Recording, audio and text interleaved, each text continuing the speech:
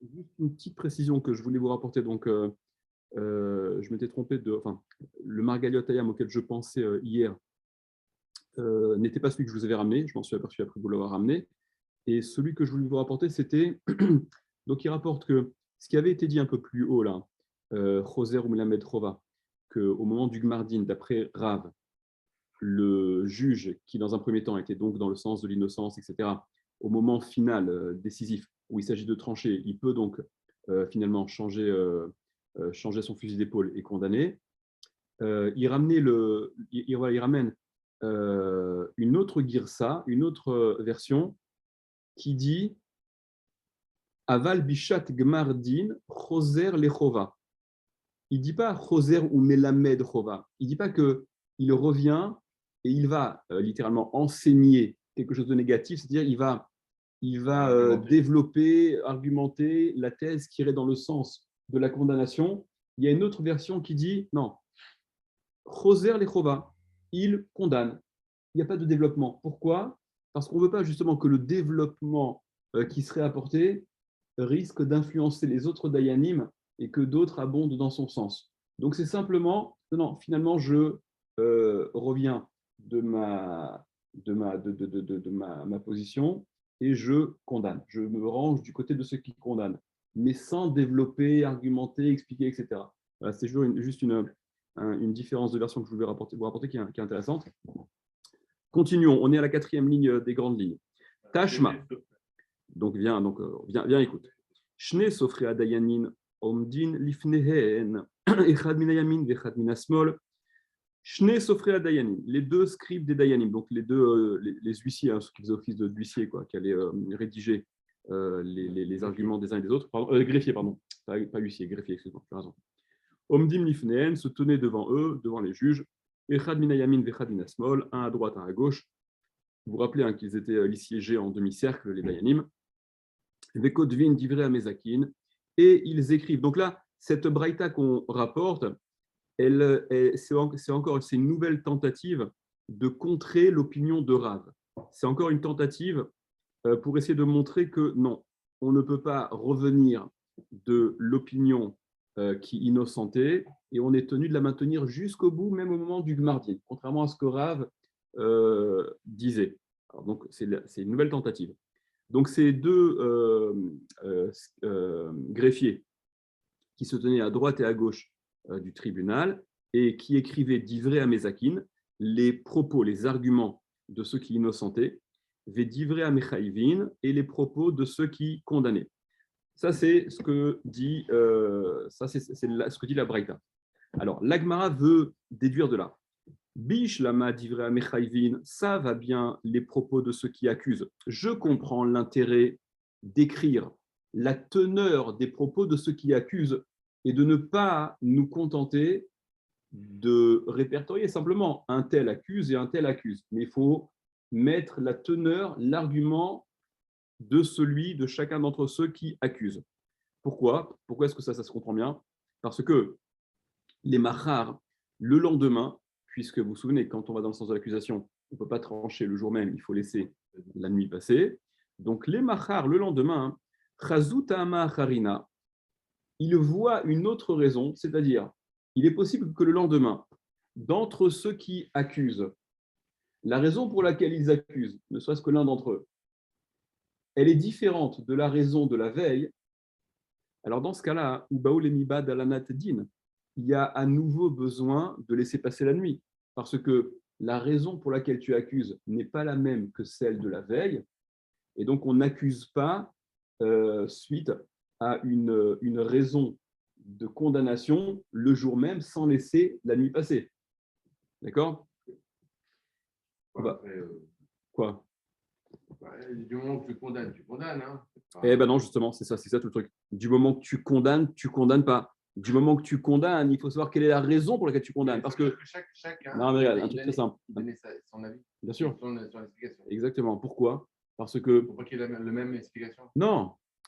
Non. S'il y a la même explication et qu'il condamne pour la même raison, la limite, c'est ce qu'il y a de plus logique. C'est de plus cohérent. Enfin, la majorité des cas. Mais si la raison pour laquelle tu condamnais hier n'est pas celle pour laquelle tu condamnes aujourd'hui, c'est que tu t'es probablement planté dans l'une de tes deux raisons, et c'est peut-être aujourd'hui où tu te plantes, et il faut donc laisser le temps de réfléchir, de digérer, et la nuit passée avec, avec cet intérêt-là de temporiser. Regardez Rachid, regarde Rachid. Prenez Rachid. Bish lama divrei amechaivin, ça va bien, je comprends bien la raison pour laquelle on met les propos de ceux qui rendent chayav. Rachid. Ba'el mirtav beyom rishon, il faut donc écrire le premier jour les raisons de la condamnation. Vea falgav de matzilim nidar, et bien que celui qui condamne, de toute manière, il n'est pas tenu à continuer à condamner, puisqu'on a dit que celui qui condamne, il peut innocenter par la suite.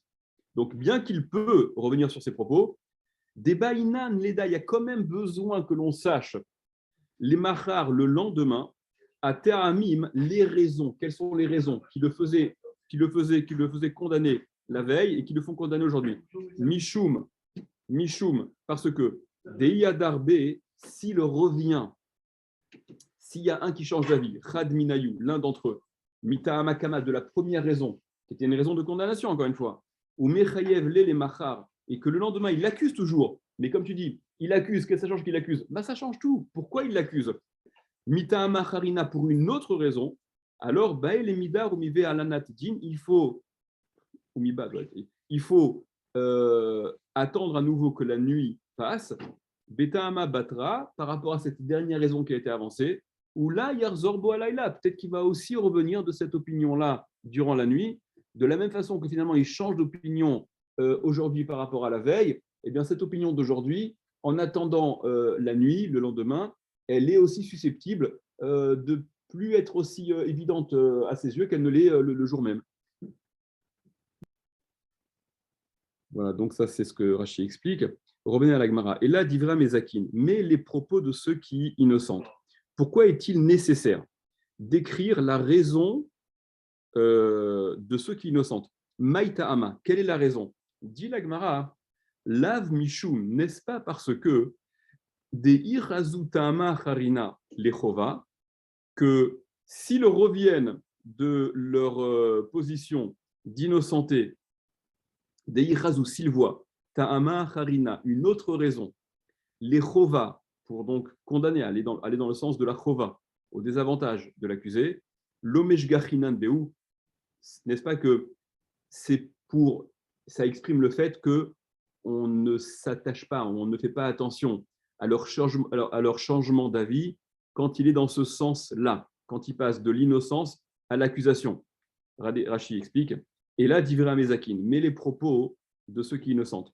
Imita de Yacholach Zorbo, si Bémet il pouvait revenir de sa position d'innocence à l'accusation, comme toi, Rav, tu veux le dire, la mali les mertivenu, à quoi ça me sert d'écrire la raison qui les a poussés à innocenter dans un premier temps? Imishum shat masa umatan delemachar amita bealmahi. Si c'est par rapport aux débats qui vont avoir lieu le lendemain, amita bealmahi kedeshiar zor achar asrut dirtov plonizika lamali limirtav taama. De toute façon, être mésaké, innocenté, ça peut être fait le jour même, ça peut être fait le lendemain. L'essentiel à retenir, c'est qu'il a innocenté. Qu'est-ce que ça peut bien me faire d'écrire la raison pour laquelle il innocente? Il innocente, c'est très bien. C'est à ça qu'on veut aboutir. Et la lave, n'est-ce pas que la raison, c'est Mishum Deya Darbe, que s'il fait marche arrière, l'autre Saitinan le, on ne l'écoutera pas, on n'accepte pas son changement d'opinion, ça c'est dans ce sens-là. Ilkar, par conséquent, alors quelle est la raison qui justifie d'écrire la teneur de ses propos? Il faut écrire la raison, qui était celle pour laquelle il innocentait. Delo ninchaye l'état amé, c'est quoi Delo ninchaye? Qu'on ne va pas abandonner. Ouais, l'inchaye. C'est ce que tu dis à la fin de chaque sioum de Masechet. Lotit naché minan, vela naché minar. D'accord, c'est ok. Delo ninchaye l'état amé, qu'il ne va pas abandonner. On ne lui permet pas d'abandonner sa raison. Veneima, qu'il puisse dire lui, il veut revenir de sa position qui consistait à innocenter l'accusé et dire non mais finalement je le condamne. Pourquoi est-ce qu'on a besoin d'écrire? pour qu'il ne puisse pas dire « Non, non, mais moi, la raison pour laquelle j'innocentais, c'était parce que je m'étais trompé à un sujet pour lequel même les tzdukim, vous vous souvenez, même les tzdukim sont d'accord, reconnaissent. Je me suis trompé sur quelque chose de flagrant, d'évident. C'est pour ça que je peux donc revenir de ma position. Vous vous souvenez de ça, à l'unanimité. Quand l'erreur, elle porte sur quelque chose qui est explicite dans la Torah, c'était l'objet de le daf d'avant.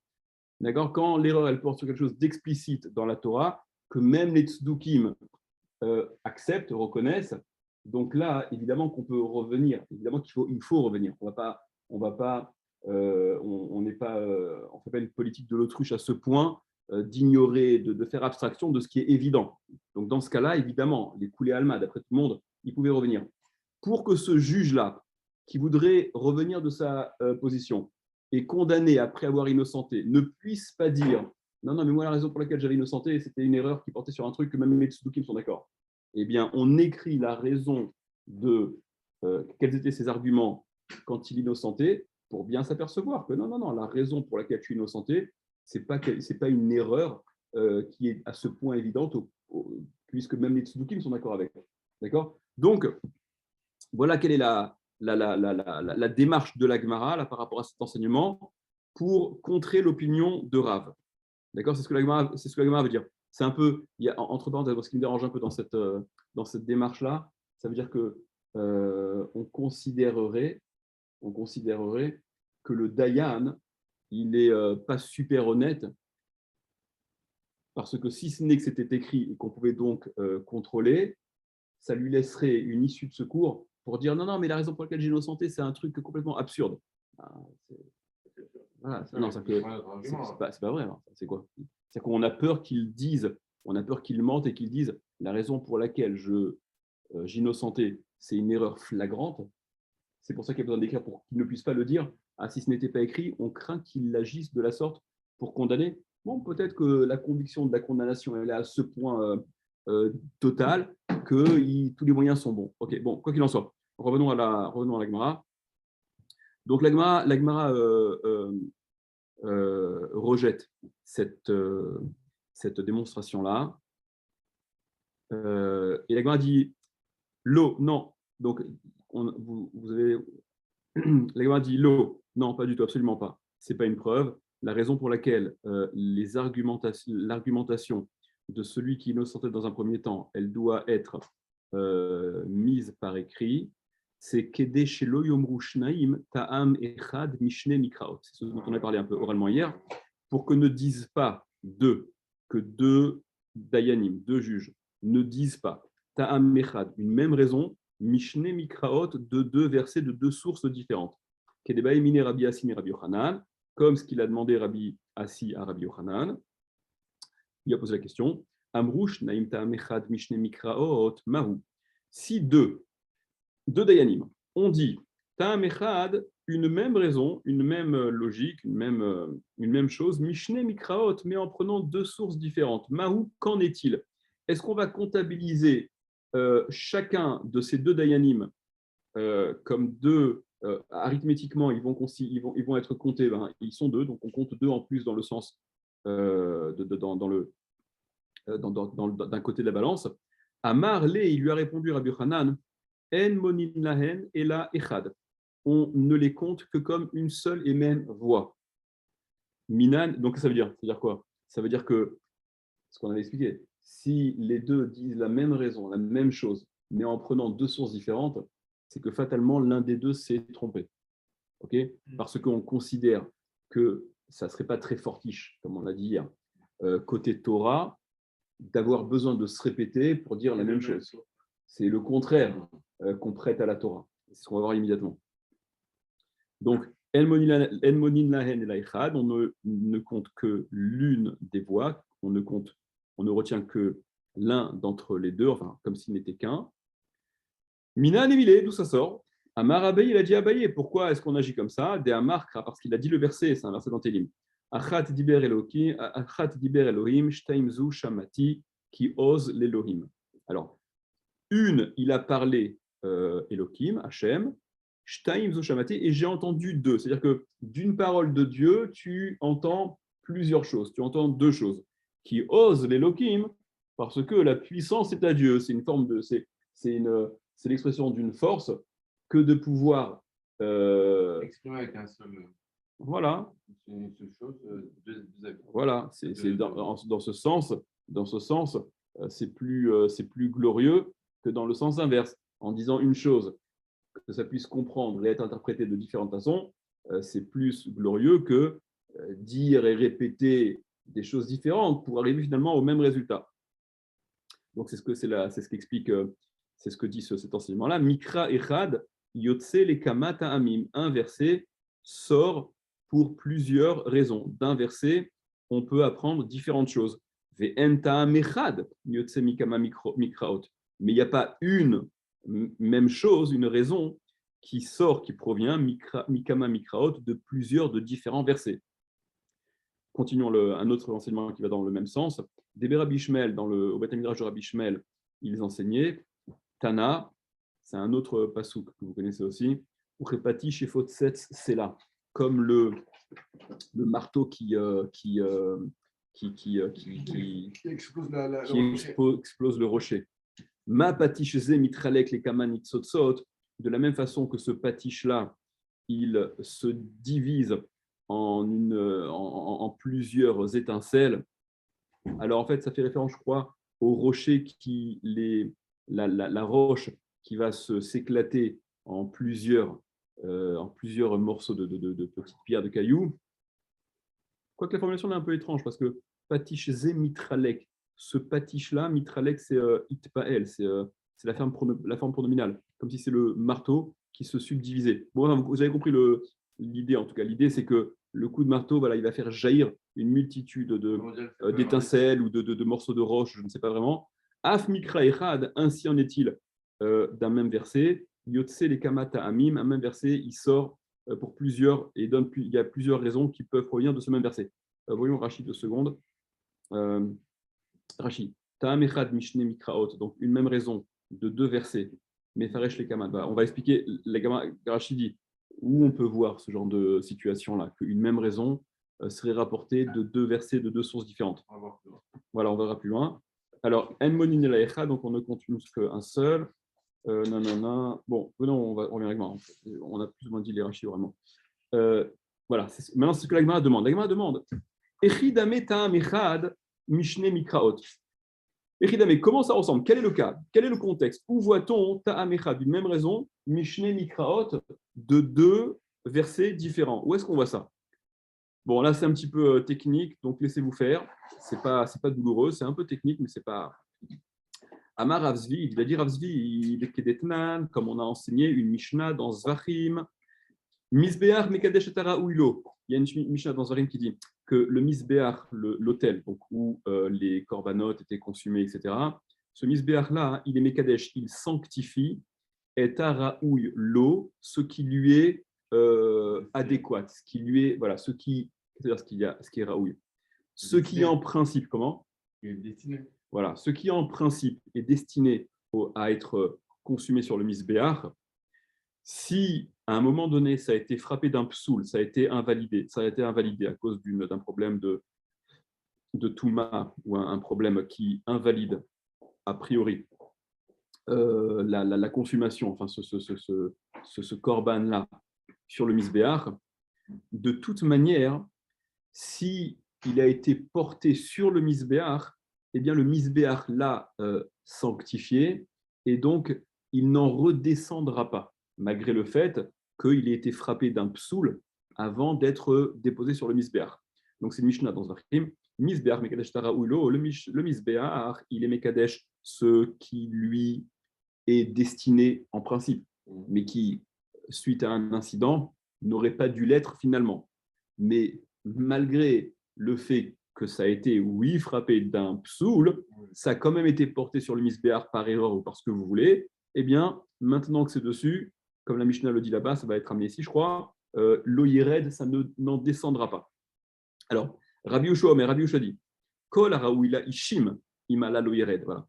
Rabbi Yoshua dit, pas tout à fait pareil. Rabbi Yehuda, il dit, tout ce qui est destiné au feu, à proprement parler, si c'est monté sur le misbéach, l'oyeret, ça n'en descendra pas, même si, on parle de ça, ça avait été entre-temps frappé d'un psoul. Chez Nehemar, selon ce qui est dit, Haola al-Mokda, donc la Ola, c'est l'une des catégories de korban qui est consumée en totalité, vous savez. Al-Mokda sur son foyer, c'est le feu Mokda. Ma Ola Sheireu Yala Ishim, de la même façon que korban Ola qui est destiné au feu, qui est en principe, c'est la finalité du korban Ola, d'être brûlé par le feu. Imalta Lotered, si elle a été montée, elle a été mise sur le misbéar, malgré le fait qu'elle avait été frappée d'une invalidité, elle n'en descendra pas, cette Ola. Afkol Sheura ou Ila Ishim, ainsi en est-il de tout ce qui est destiné en principe au feu, à être brûlé. Imala loyered, si c'est monté sur le misbéach, loyered, ça n'en descendra pas.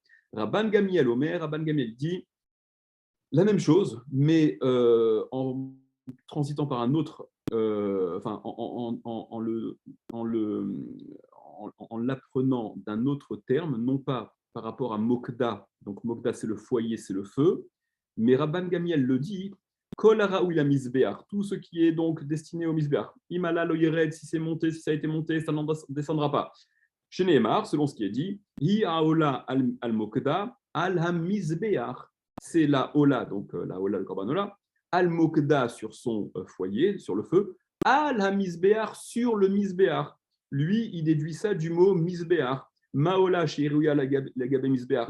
De la même façon que le Korban Ola qui est destiné à être porté sur le Misbeach, Imalta Lotered, si elle est montée, cette Ola, si elle a été déposée sur le Misbeach, Lotered, elle n'en descendra pas, même si elle a été frappée d'un psoul auparavant. Afkol Shura ou la Misbeach, ainsi en est-il de tout ce qui est destiné au Misbeach. Imala loyered, si c'est monté, ça n'en descendra pas. Vetar Vayou, et les deux, aussi bien Rabban Gamiel que Rabbi Yoshua, qui donc finalement disent la même chose, seulement ils ne l'apprennent pas du même mot. Rabbi Yoshua, il apprend ça de Mokda, c'est les Ishim, c'est le feu, et Rabban Gamiel, il apprend ça de Misbéar, c'est l'autel. Qu'est-ce que ça peut bien faire?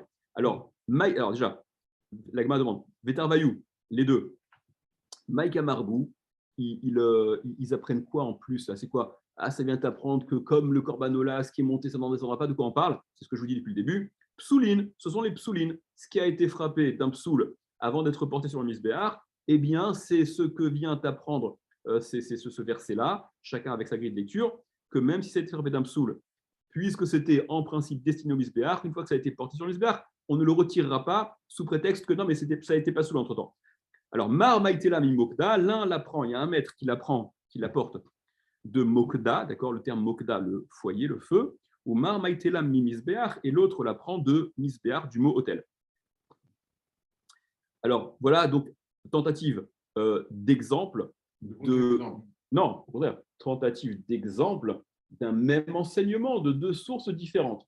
Ce à quoi l'Agmara dit, d'accord, c'est une digression, hein. L'Agmara s'intéresse simplement. C'est quoi cette histoire-là un même enseignement de deux sources différentes? Où on peut voir ça? On est dans une digression totale. Hein. Ça n'a plus rien à voir avec une histoire de Dayanim et compagnie.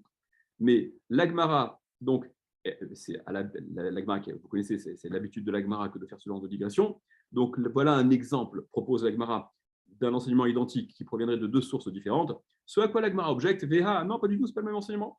Veha Atam, mais là-bas, voilà que là-bas, à ce sujet-là, Miflag pligué, ils sont en discussion, ils sont en marloquette, ils ne sont pas d'accord, ils n'apprennent pas véritablement la même chose. Pourquoi?